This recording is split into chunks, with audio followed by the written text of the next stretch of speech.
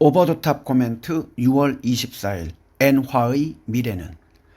지난달 일본에선 중앙은행이 17년 만에 금리를 올리는 정책의 변화가 있었음에도 불구하고 엔달러 환율이 1990년 이후 처음으로 160엔을 뚫어 심각한 엔저 현상을 보였습니다. 더 떨어질 걸로 보는 사람들이 많이 있고 오늘도 160엔 근처까지 가고 있고 저도 엔화의 강세는 쉽게 예상하지 않고 있습니다. 그럼 한때 세계 제2의 경제대국의 화폐라는 후광을 얻고 준기초통화의 대우까지 받았던 엔화가 이렇게 약세로 간 이유는 무엇일까요? 일단 엔화가 너무 많이 시중에 풀렸습니다. 무엇이든 많이 풀려지면 가치는 떨어집니다. 지난 30년간 엔화는 GDP의 15배, 달러는 2.5배가 풀렸다는 것이 시장의 분석입니다. 그렇기 때문에 엔화의 가치가 낮아진 것입니다. 거품이 붕괴된 1980년대 말 이후 일본의 기업은 투자를 하지 않았고 소비자들은 돈을 쓰지 않았고 수요가 늘지 않으니 물가가 오르지 않고 오히려 내렸습니다. 따라서 일본 정부는 소비를 늘리고 인플레를 올리기 위한 여러 가지 특단의 조치들을 과거에 실시했었습니다. 첫 번째가 기준금리를 마이너스 0.1%로 내렸습니다. 두 번째는 정부가 국채의 수익률을 낮추는 방식으로 10년 만기 국채의 수익률을 0%에 맞추겠다고 했습니다. 즉 돈이 은행이 아닌 시중에 돌면서 사람들이 소비를 하길 기대했습니다. 하지만 코로나19가 끝나고 다른 국가들은 인플레를 잡기 위해서 금리를 오히려 올렸습니다. 거기에서 일본과 다른 국가들 사이에 금리의 차이가 생겼습니다. 또한 일본에서는 이자가 없거나 아니면 아주 낮은 엔화를 빌려 달러를 사고 그 달러를 은행에 맡겨 이자를 받는, 즉 와타나베 부인, 한국은 김 여사, 미국인 스미스 여사라고도 합니다. 이런 와타나베 부인의 투자인 엔캐리가 일어났습니다. 이렇게 금리차를 이용해서 일본 국민들은 가지고 있던 엔화를 팔고 달러나 이자가 상대적으로 높은 다른 나라의 돈으로 바꾼 것입니다. 그렇기 때문에 엔화의 가치는 계속 떨어졌습니다. 또한 이자가 없더라도 자기 돈을 은행에 예금을 했던 기성세대 분들이 거의 다 돌아가시고 나서 젊은 세대들이 경제활동을 하면서 이러한 엔캐리 투자가 더 활발해졌습니다. 또 다른 이유는 디지털 적자입니다. 일본은 이렇다 할 디지털 관련 플랫폼이 없기 때문에 정부나 기업이 작년에 약 5조 5천억 엔, 48조 8천억 원 정도의 사용료를 외국의 플랫폼 회사에 지불했습니다. 이것은 2022년 대비 16% 늘었고 5년 전과 비교해서 2배 늘어났습니다. 현재 일본이 벌어들이는 관광 매출은 1년에 5,300억 엔, 46조 1,750억 엔 정도입니다. 여기에는 해외 노동자 임금 등을 제외한 순이익은 3조 5천억 엔, 30조 4,900억 원 정도입니다.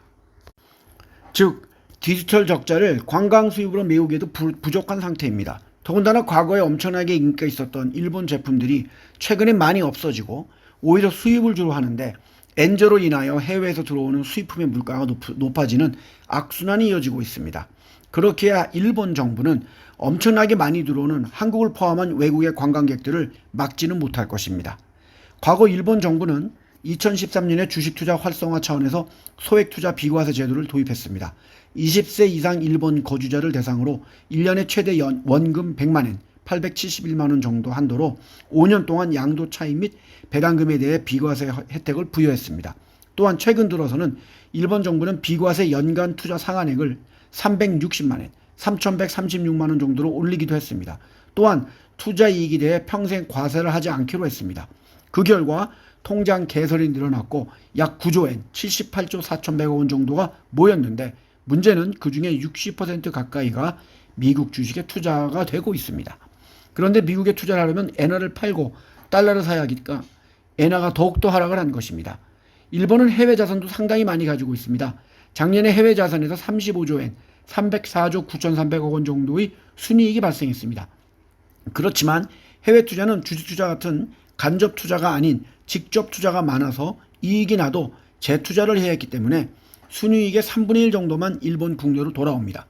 그렇기 때문에 순이익의 전부가 달러로 들어와서 엔화로 바꿔야 되는데 부족합니다.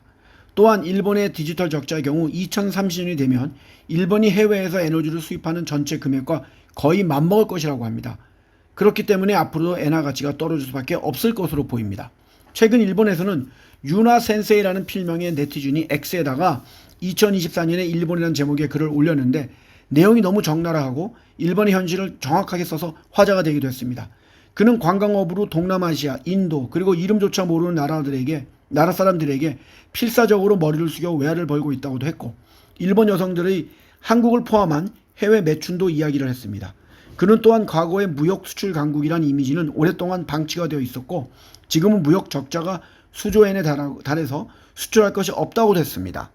또한 그는 일본인이 중국인 주인에게 매달 아파트 임대료를 내며 비싸서 부동산을 살 수 없다고 한탄하고 있는데 그 옆에 중국인들은 싸다고 현금으로 아파트를 사고 있다고도 했습니다.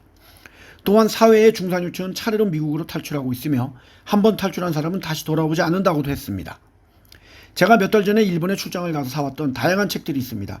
거기에 내용들도 일본의 현재와 미래에 대해서 걱정을 하는 내용이 상당히 많이 있습니다. 또한 1990년 중반 이후 인구의 고령화와 인구의 감소로 인한 일본 경제의 역동성이 상실된 것도 걱정들을 합니다. 물론 간다 재무부 차관은 필요하다면 일본 당국은 하루 24시간 동안 통화시장에 개입할 준비가 있다고 말은 하고 있고 실제로 개입도 하고 있지만 저는 향후 일본의 엔화가 급격히 강세로 가지 못할 것으로 보고 있으며 엔화의 강세를 기대하고 계속해서 몇 년 동안 엔화를 사는 분들은 결국엔 큰 수익은 얻지 못할 것으로 예상이 됩니다. 연 10% 이자를 주는 상품을 포함해서 다른 상품에 투자하면 훨씬 더 많은 이익을 얻을 가능성이 높은데 안타깝지만 최악엔 제가 늘 하는 말로 일본에 놀러가서 그 돈을 쓰면 될 것으로 보입니다. 감사합니다.